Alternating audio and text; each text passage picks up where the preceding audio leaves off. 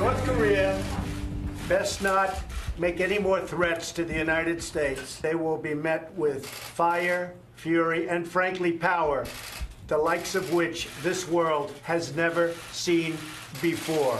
And it's about time that somebody stuck up for the people of this country and for the people of other countries. If anything happens to Guam, there's going to be big, big trouble in North Korea. Rocket Man is on a suicide mission for himself and for his regime. Critics knocked him for his tough talk, and they claim the president's rhetoric on North Korea could lead us to war. Boy, were they as shocked as the rest of us by the breakthrough that no one saw coming, the prospect of a peaceful resolution to the nuclear standoff. Kim Jong-un is now willing to meet in person with President Trump for talks, and this is, in fact, a stunning development. Here's more from Secretary of State Rex Tillerson. I think this was the most forward-leaning report that we've had in terms of Kim Jong-un's not just willingness, but his strong desire for talks. So I think it was really what changed was his posture in a fairly dramatic way that, in all honesty, came as a little bit of a surprise to us as well, that he was so forward-leaning in his conversations with the delegation from South Korea. It will take several weeks to agree on timing and location for the talks, but the president said it will happen by May. He is, of course, winning some unusual praise from critics, but there's also plenty of skepticism about upcoming sit-down. Okay, skipping you, Greg. Okay, we're going to listen to this. Go ahead. That would be going down as a great president, and there's no way around that. Why has no sitting American president ever met with a leader from North Korea? Why has that never happened in all the decades North Korea has existed as a nation? Why hasn't any other president ever done? Should I take that to mean that this might be a particularly risky or even an unwise move? There's a better chance that a meeting between Kim Jong-un and Donald Trump could actually be successful. This is a breakthrough and a significant opportunity for us if we play it right. It's not just about Donald Trump, it's about Moon Jae-in. Kim Jong-un is getting something that his father and grandfather wanted, the optics of sitting down at the table as equals, face to face with the President of the United States, in this case, Donald Trump. Okay, Dana, so do you think that the president is getting, appropriate kind of evaluation and consideration for the steps that he's taken that have resulted in this historic outcome? On balance, I think so. I think he's getting, I would call it a net plus in terms of coverage for him on this, with a little dose of skepticism, not about the president, but about Kim Jong-un, and appropriately so, because in 1996 and in 2005, they tried the same thing, not exactly face-to-face talks, but they wanted talks in exchange for something. And in this case, it seems that depending on what Kim Jong-un actually does, they might actually get nothing for it, right? They want the talks for what? They're going, supposedly, he says he won't do any missile tests between now and whenever this meeting takes place. And we haven't heard other things from Kim Jong-un of what he would want. Now, that said, it is a different situation now than 1996 or 2005 because apparently he does have nuclear weapons now. So he comes to the table in a much different position. But I think there's no doubt that the president's stance and his willingness to be really tough. Plus, if you look at, there's always been this thing that Kim Jong-un was worried that he would become Saddam Hussein.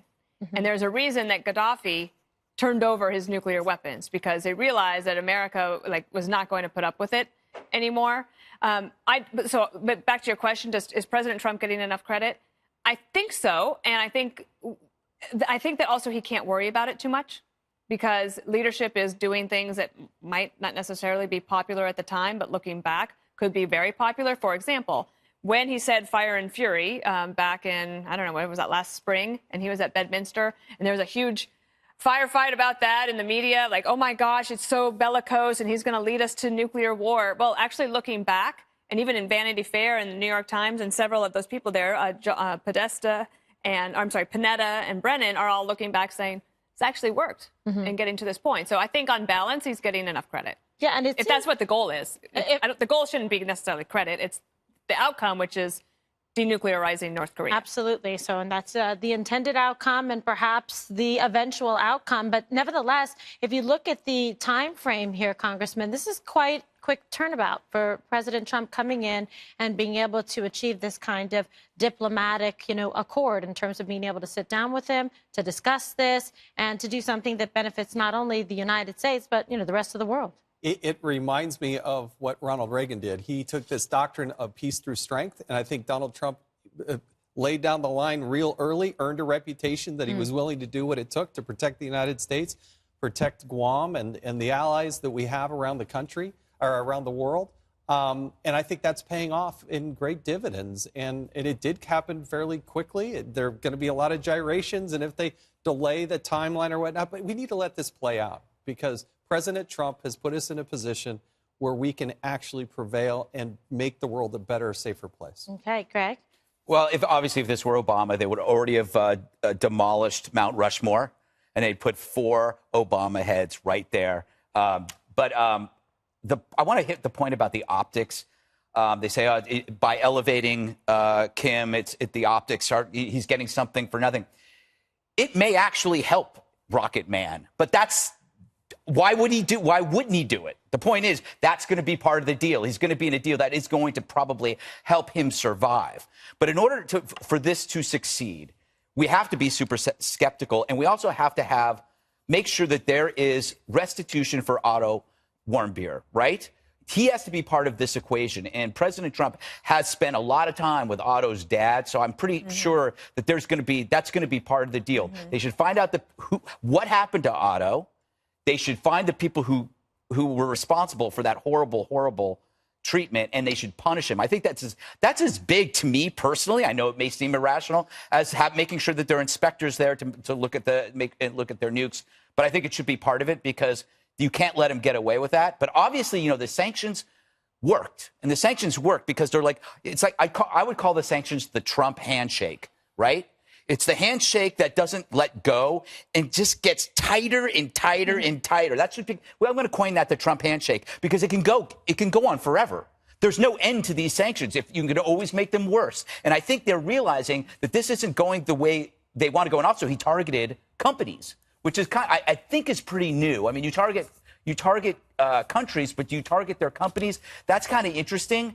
But I am skeptical. But I will also say this, that it's an interesting contrast between how Republicans do foreign policy and Democrats. Democrats are like the single parent, but Republicans are like both parents. You've got the carrot and the stick, and Democrats always think all they have to do is yell "world peace" and it'll happen. No, you actually need a carrot and you need a stick, and I think Trump has been really good at wielding that stick.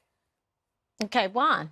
Well, I'm just puzzled because, I think what I heard was rhetoric that was threatening, hostile, and made people fear that President Trump might, in fact, decide it was time to do a unilateral strike against North Korea. I don't think it led to this. I think what led to this was the South Korean president actually taking the risk of coming together and saying, you know what, we want to reunify. We want the peninsula to be one. Why don't you North Koreans join us at the Olympics, march in with us?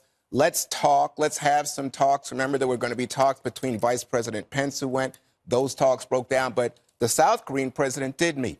Today, you have a situation where Rex Tillerson, our Secretary of State, says, as you saw at the start of the show, it's a surprise to us, speaking of the Trump administration, that you get Kim changing his posture in this way. And today at the White House, Sarah Huckabee Sanders was kind of unsure, saying, oh, you know what, we want to make sure that he is going to, as a precondition to any talks, denuclearize first. And then other people said, oh, no, they agreed to have the meeting. But Sarah Huckabee Sanders' statement made it seem like we're not quite sure about this. And then Tillerson said, sitting down to talk is not negotiation.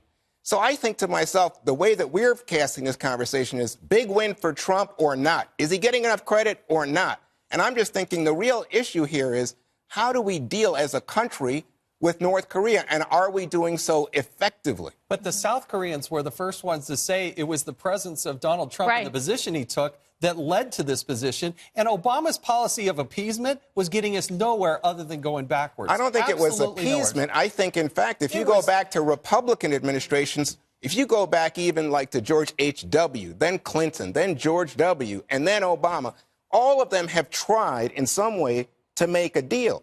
it's not, I think, their failing. I think it's the failing of the North Korean regime to hold to their word. And their word was, you know, like with the six-party talks, or we're going to make a... They always lie. But you know what you did? You actually kind of like, you nailed it by mentioning all the past presidents. This one's obviously different. We actually are the crazy person on the street for once. And that is working. He is unpredictable. You don't know what he's going to do. And unpredictability is a great card to have in your hand. If North Korea finally was facing somebody who might actually nuke you, that's a first. They didn't expect anybody else to do that. But this guy might actually do it. And they're thinking, you know what? With the way the sanctions are going, the way they're going after companies, this guy, it's not going to end well for us. And it may still not end well for Kim, because the other thing we're not talking about is, and I disagree, Wanda, I'm not presenting it as good for Trump or it's bad for Trump. I'm worried about the people in North Korea because they still got, we still have to address that. I mean, if they're still starving, do we want to say it's a great, it probably is better for the world that he's denuclearized, but what about them? I just wonder if it's the rhetoric. I mean, everybody seems to be saying, oh, because Trump had this bellicose rhetoric, that shifted Kim's posture. I don't know that. Apparently, neither does Rex Tillerson. But the South Korean, what they said Jason, was the Koreans say that at the White House in order to. I mean, we know. Yes. It is. All of it is a piece of something. A part of the equation. We know why. Except for there's one other thing that I think we don't know a lot about. And Dennis Wilder was on the 2 o'clock show today, and he said that the Chinese have done something that have changed the way that the Kim regime is able to use currency.